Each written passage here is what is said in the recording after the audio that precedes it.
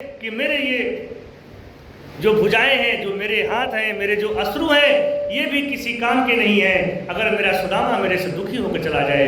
इसीलिए श्याम सुंदर दौड़ते हुए, पीताम्बर भी उनके हाथों से, उनके कंधे से गिर रहा, उनके पैरों में पादुका भी नहीं है। जो श्याम सुंदर है, खड़ाऊ बिना पहने, पादुका पहने बिना महल से बाहर नहीं जाते। जो यहाँ तक कि जब सुने कि हमारी जो है हमको वरण करने के लिए जो हमारा वरण किया हुआ है स्वयंवर में, जो है मानो मानसिक तौर पर वरण कर लिया है रुक्मणी ने, तो श्याम सुंदर मानो रुक्मणी के लिए उसी समय ब्राह्मण को लेकर के अपने रथ से चले जाते हैं। लेकिन उस वक्त भी उनको शोध था कि मैं खड़ाऊ पहननी है, अपने राजकुमार के रूप में जाना है। लेकिन जब सुदामा आते हैं तो उनको एक भी सुध नहीं था। उनको मानो उनको ऐसा लग रहा था जैसे कि मानो उनको ऐसे महसूस हो रहा था कि मानो जैसे अगर मैं खड़ाऊ पहनूंगा मानो तो मेरे भक्त का अपमान हो जाएगा। जैसे भगवान से मिलने के लिए भक्त जो है अपने पादुका उतार देता है, अपने अंदर के जो भी कुछ आभूषण होते हैं वो सब उतार देता है और सीधा निश्चल मन से वो श्याम सुंदर के चरणों में जाकर अर्पित हो जाता है। वैसे मानो भक्त के चरणों में भगवान जाकर के आज समर्पित होने के लिए दौड़ रहे हैं कि हम सुदामा के चरणों में अगर समर्पित हो जाएंगे, मानो सुदामा के गले में अगर हम लग जाएंगे तो हमारे अंदर की जो पीड़ा है, जो दुख है, उसको मुझे शांति मिल जाएगी।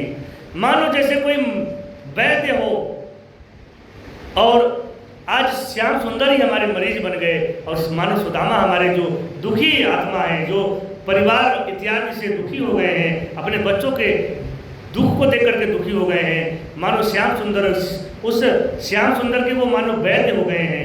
मानो उनके लिए कोई और नहीं चाहिए, अगर सुदामा तो सुदामा ही चाहिए। ऐसे भाव में बना करके मानो एक पल भी उनसे दूर नहीं रहना उनको हुआ और वो दौड़ते हुए जाकर के गले लग जाते हैं। और श्याम सुंदर ऐसे आंसू बहाते हैं, ऐसे आंसू बहाते हैं जैसे कोई पिता अपने पुत्र को कहीं मालूम चल जाए कि पुत्र मेरा छोड़ के चला गया है, मर गया है, और एकाएक सामने प्रकट हो जाए तो पिता को भरोसा ही नहीं होगा कि मेरा पुत्र मेरे सामने आया, और ऐसे गले लगाएगा, ऐसे उसकी दुलार करेगा कि मानो जैसे संसार का सब सुख मिल गया हो। तो मानो हमारे श्याम सुंदर को सभी सुख मिल गया हो, ऐसा सोच करके उन्होंने सुदामा को गले लगा लिया और सोचा कि आज मैं धन्य हो गया। लोग कहते हैं कि सुदामा के जो मित्र कृष्ण हैं, मानो सुदामा का धन्य भाग हो गया। लेकिन अगर भक्त के रूप में देखा जाए तो आज कृष्ण का जो श्री कृष्ण भगवान है वो धन्य हो गए ऐसे भक्त को प्राप्त करके, कि जो भक्त सब कुछ होने के बाद भी मित्र के एक कण भी नहीं मांग रहा, सब कुछ होने के बाद भी अपनी जवानी को पूरा खपा दिया उसने भजन करने में, लेकिन एक भी बार श्याम सुंदर का ध्यान करके कुछ मांगने की कोशिश नहीं किया।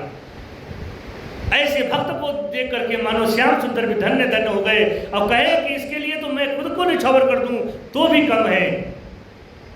इसलिए श्याम सुंदर ने उनको तो पूरा द्वारकाधीश का वो तो कहे कि द्वारका भी मेरे लिए भार लग रही है, मानो मैं अपने भक्त को द्वारका ही दे दूं। लेकिन वो जानते थे कि हमारा भक्त कभी भी हमको इस अवस्था में देखना चाहेगा, इसलिए उन्होंने द्वारका न दे करके एक नया सुदामापुरी बना दिया। और क्यों? क्योंकि श्याम सुंदर से अगर उस वक्त सुदामा कहते कि मुझे आपका द्वारका चाहिए हे श्याम सुंदर, तो क्या श्याम सुंदर एक पल लगाते? कितने हजारों हजार सुदामा के लिए, एक सुदामा के लिए हजारों हजार द्वारिका वो निछावर कर देते। जिस भक्त बलि के लिए उन्होंने द्वारपाल बनना स्वीकार कर लिया, अपना वैकुंठ लोक त्याग दिया था, उस छोटे से सुदामा की मांग को पूरा न कर पाते, ये तो असंभव कार्य था। लेकिन वो जानते थे कि मेरा भक्त बड़ा पक्का भक्त है, मेरा जो सुदामा है ऐसा भक्त बिरला ही है, ऐसा भक्त संसार में बड़े मुश्किलों से मिलता है। इसलिए ऐसे भक्त से मिलने के लिए मानो भगवान दौड़ते हुए नंगे पांव ऐसे दौड़ रहे हैं जैसे कोई बालक हो अपने माँ की खबर पा जाए कि मेरी माँ आ चुकी है, तो मानो बालक ऐसे दौड़ता है, ऐसे दौड़ता है कि गिरते पड़ते वो बार बार उठेगा, बार बार गिरेगा, लेकिन उसको चोट का तनिक भी आभास नहीं होता। उसको तो ये होता है कि माँ के गोद में कब पहुँच जाऊँ मैं। मानो वो श्याम सुंदर हमारे ब्राह्मण देवता श्री सुदामा जी के चरणों में जाने के लिए कितने ललायित हो गए कि जैसे छोटा सा बालक दौड़ता हो, उसको तनिक भी सुध नहीं होता कि मेरे कपड़े पहने हैं कि नहीं पहने हैं, किस अवस्था में है। उसको तो सुध होता है कि मेरे मेरे माँ आ गई है सामने और माँ से मुझे मिलना है, क्योंकि बालक माँ के लिए रोता है, वैसे मानो श्याम सुंदर अंदर अंदर अपने मन में रख करके अपने सुदामा के दुख को देख करके रो रहे होंगे। और आज सुदामा ने कृपा करके मेरे द्वार पे आकर के आज सुदामापुरी मेरा आज मेरा द्वारकापुरी हो गई है। आज द्वारकापुरी मेरा महल, मेरा मंदिर बन गया है। आज मानो भगवान ही कह रहे हैं कि भक्त ही मेरे भगवान हैं। भक्त जो मुझे याद करता है उस भक्त को मैं याद करता हूँ। ऐसा कहते हैं भगवान कि भक्त तो एक बार मुझे याद करता है, मैं मरते दम तक उसका याद करता हूँ।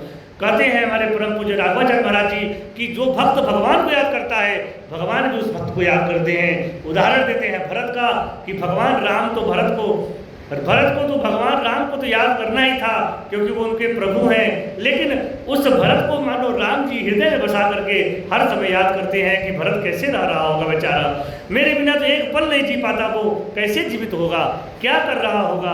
भांत भांत की उसकी चिंता थी। तभी तो जब राम जी सब जीत लिए सब कुछ, उसके बाद उनको भरत की चिंता हुई कि मेरे भरत ने कहा था 14 वर्ष में एक दिन भी अगर बढ़ गया तो मेरी इस मृत शरीर को देखोगे। तो मानो उनको चिंता हुई और हनुमान जी को भेजा कि जाओ बता दो, हम सभी से मिलते जुलते आ रहे हैं, लेकिन हम आ चुके हैं द्वारिका, अयोध्या में आ चुके हैं। अब जा करके आप बता दो कि मेरे भरत को कि मैं आ गया हूँ, नहीं तो मेरा भरत कहीं कुछ अनहोनी न कर दे, ये शुभ कार्य में अनहोनी न हो जाए। मानो प्रभु को कितना चिंता है बताओ। हम सभी लोग थोड़ी सी मान प्रतिष्ठा पा जाते हैं, थोड़ी सी कोई जीत जाए तो सबको भूल जाते हैं। और हमारे प्रभु अपने भक्त को एक बातों को याद रखे हैं कि मेरा भरत मेरे बिना कैसे जिएगा एक पल। वो तो 14 वर्ष तक कहा है, तो उस बाता को पूरा करने के लिए 14 वर्ष तक जीवित है। अगर मैंने न कहा होता तो वो तो प्राण उसी समय त्याग देता, क्योंकि मेरे बिना तो वो मेरा भक्त जीवित नहीं रह सकता। ऐसे हमारे भरत भैया और ऐसे हमारे प्रभु राम हैं। तो सोचिए कि वो तो उनके प्रभु थे, उनके भाई थे, लेकिन जब हम लोग जो है दास हैं उनके ठाकुर जी के, तो हम पर कितना कृपा करेंगे। जब वो अपने भाई जो उनके भाई बन करके सौभाग्य मिला उनको आने का, तो उस भाई पर इतना कृपा कर रहे हैं, तो हम जैसे पापियों तो कितने कृपा करते होंगे, ये कल्पना करिए। इसलिए हमारे श्याम सुंदर अपने लज्जा और अपने स्वाभिमान ये सब कुछ नहीं मानते। वो कहते हैं मेरी लज्जा मेरे भक्त हैं, मेरे स्वाभिमान मेरे भक्त हैं। नहीं तो आखिर वो अगर एक सुदामा अगर उनके द्वार से खाली चला जाता तो भगवान का क्या बिगड़ जाता। लेकिन नहीं, भगवान जानते हैं कि संसार भले कुछ कहे न कहे, लेकिन मेरी अंतरात्मा ये कहेगी कि मैंने एक भक्त के साथ न्याय नहीं किया। इसलिए उनको अपने नाम की चिंता रही कि मेरा नाम जो है कलंकित हो जाएगा। भले संसार कोई न कहे मुझे कलंक, लेकिन मेरा हृदय, मेरा आत्मा और मेरी जो विचार है, जो मेरा धर्म है, वो मुझे बार बार जो है प्रताड़ना देगी, मुझे दुखी करेगी। इसलिए वो, और दूसरी बात ये भी है कि प्रभु के हृदय में ही भक्त बसते हैं। मानो प्रभु के हृदय अगर किसी का कुछ कहे, जैसे आपका हृदय कुछ कहे, तो आपका हृदय पूरा ना अगर उसकी इच्छा पूरी ना हो, हृदय मचल जाता है। तो वैसे ही मानो प्रभु भक्त बैठते हैं उनके हृदय में, और प्रभु के हृदय में अगर कोई बात आ जाए कि मैं भक्त को दर्शन देना है, भक्त का दर्शन करना है, भक्त को निहाल करना है, भक्त को इस जग से उद्धार करना है, तो बताओ उसका हृदय मन कैसे रखा रह जाएगा, कैसे वो सिंहासन में बैठे रह जाएंगे। वो सिंहासन भी उनको बोझ लगेगा। मानो आज प्रभु को भी वो सिंहासन बोझ लग रहा है। वो ऐसे दौड़ रहे हैं जैसे कि मानो कि कोई बहुत कीमती संपत्ति उनसे दूर जा रही हो। जैसे कोई किसी से कोई संपत्ति दूर जाए, अगर कोई कह दे कि इस मकान में आग लगी हुई है और इस आग में लगी हुई है और तुम्हें ध्यान आएगा कि मेरी कीमती चीज़ क्या है, मेरी पत्नी ने मुझे ये दिया था, मेरे बच्चे का ये कीमती चीज़ है, तो आदमी अग्नि में भले थोड़ी सी ताप सह लेगा, लेकिन जाकर के उसको बचाने के लिए पूरी प्रयास कर देगा। वैसे ही मानो प्रभु का लग रहा है कि मेरा भक्त मेरे से दूर नहीं जा रहा, मानो मेरा प्राण दूर जा रहा है मेरे से। वो भक्त को बचाने के लिए मानो सब कुछ न्यौछावर कर दिए। कहे अगर भक्त चला जाएगा तो सब कुछ मेरा चला जाएगा, और अगर थोड़ा सा मेरी इज्जत प्रतिष्ठा मान सम्मान इस लोक व्यवहार के लिए कम हो जाए तो कोई बात नहीं, लेकिन भक्त के दुखी करने के लिए अगर ये सब हो जाएगा तो ये पृथ्वी धस जाएगी, रतातल चली जाएगी। ऐसा भाव बना करके मानो अब द्वारिका में श्याम सुंदर के लिए मिलने के लिए सुदामा आए हैं। अब द्वारिका से वो प्रस्थान कर रहे हैं, जा रहे हैं कि चलो जाने दो, अब श्याम सुंदर के यही गेट से प्रणाम कर लिया हमने, क्षमा करें, अब तो हम आगे नहीं जाएंगे। ऐसा सोच लिया। इतने में जो है श्याम सुंदर को भनक लगी और वो तुरंत दौड़ते हुए मानो अब भक्त जो के लिए भगवान दौड़ रहे हैं। अभी तक तो भक्त भगवान के पास आ रहा था, अब भगवान भक्त के पास जा रहे हैं कि तुम रुक जाओ, तुम नहीं जा रहे हो, ये मेरा धर्म जा रहा है, तुम नहीं जा रहे हो, मेरी मर्यादा मेरी प्रतिष्ठा जा रही है, मैं भी एक भिखारी हूँ, तुम कुछ ले लो। एक भिखारी तो आपने देखा होगा जो कुछ मांग रहा हो, आज भगवान ऐसे भिखारी बन गए कि सुदामा तुम कुछ ले लो, कुछ तुम मांग लो मुझसे। लेकिन सुदामा तब पर भी कुछ नहीं मांगते और श्याम सुंदर तो ये सोचते हैं कि मेरा सुदामा कितना निष्कपट है, कितना लज्जा करता है, कितना शांति, कितना संतोषी है, कितना बैरागी है इसके अंदर। धन्य है, इसी बैराग, इसी संतुष्टि, इसी प्रेम के कारण तो मैं बिक गया हूँ सुदामा। और मानो सुदामा को उन्होंने सुदामापुरी दे दिया अलग से। यहाँ तक कि उनकी पत्नी ने कहा कि मैं मोहल्ले की क्या करूँगी, जिनके घर से मैंने भिक्षे मांगे हैं उनका भी घर बड़ा होना चाहिए। तो मानो सबका जो उतने द्वारका में बसने थे सबका उन्होंने जो है उद्धार कर दिया और कह दिया कि हे और मानो मन मन में उन्होंने सुदामा से माफ़ी मांगी हो कि हे सुदामा मुझे देर हो गई तुमसे मिलने में, मुझे क्षमा करो, लेकिन तू भी तो बड़ा दुष्ट है, मतलब तू भी तो बड़ा निर्दयी रहा, तू तो मुझसे मिलने कभी नहीं आया, क्या मेरी तुम्हें याद नहीं आती, क्या तुम्हें मेरी को याद नहीं आती थी। तो कहे कि नहीं, तुम द्वारकाधीश हो गए थे, बहुत बड़े पद पे हो गए थे, और मैं दास, मैं आकर के तुम्हारे पे कलंक क्यों लगता, इसलिए मैं तुमसे कुछ नहीं चाहता श्याम सुंदर, बस तुम ऐसे ही प्रसन्न रहो, खुश रहो, आबाद रहो। मानो हृदय की बात हो रही है, ये कहीं लिखा नहीं है। मानो एक भक्त दूसरे भक्त भगवान से अपने, या यूँ कह लो कि एक भक्त दूसरे भक्त से बात कर रहा है, वहाँ पर कोई भगवान कोई कुछ नहीं, मानो मित्र मिले हैं, मानो भक्त भक्त से मिला है। भगवान जो है सुदामा के भक्त हैं, सुदामा भगवान के भक्त हो गए। ऐसी भक्ति से जो है सुदामा ने भगवान को भी अपना भक्त बना लिया। मानो सुदामा के लिए वो दिन रात जल रहे थे कि अब सुदामा तू मांग ले, अब सुदामा तू आ जा मेरे द्वार पर। लेकिन सुदामा भी जिद कर रहे थे कि हम नहीं आएंगे, क्योंकि मैं तो संसार को मांगने क्या आया हूँ मैं, और जो मुझे चाहिए था वो तो मानो प्रभु का नाम तो मुझे मिला ही है। इसलिए वो श्याम सुंदर नहीं जा रहे थे। लेकिन ठाकुर जी ने ही लीला करके संतों को भेज करके सुदामा की पत्नी सुशीला को ज्ञान दिया, और फिर उनके निवेदन पर उन्होंने मानो अपने मित्र से मिलने चले जाते हैं।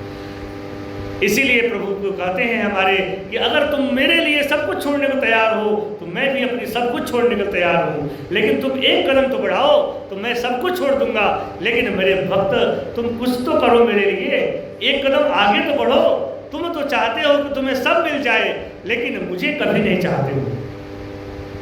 तुम मुझे चाहो तो मैं संसार में तुम्हें सब कुछ दे दूँ, लेकिन तुम मुझे नहीं चाहते हो। तुम संसार की माया, मेरी माया को चाहते हो, और माया पा करके उसी में खो जाओगे।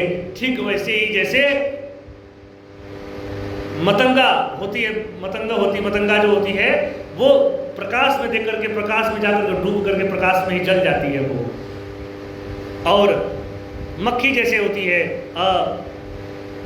क्या कहते हैं उसे, तो वो जाकर के जो है वो रस को प्रहार पा करके रस में ही जाकर डूब के मर जाती है। वो सोचती है कि रस में डूब करके मैं आनंद लूंगी, उसी में उसके पंख के सब डूब जाते हैं, उसी में मर जाती है।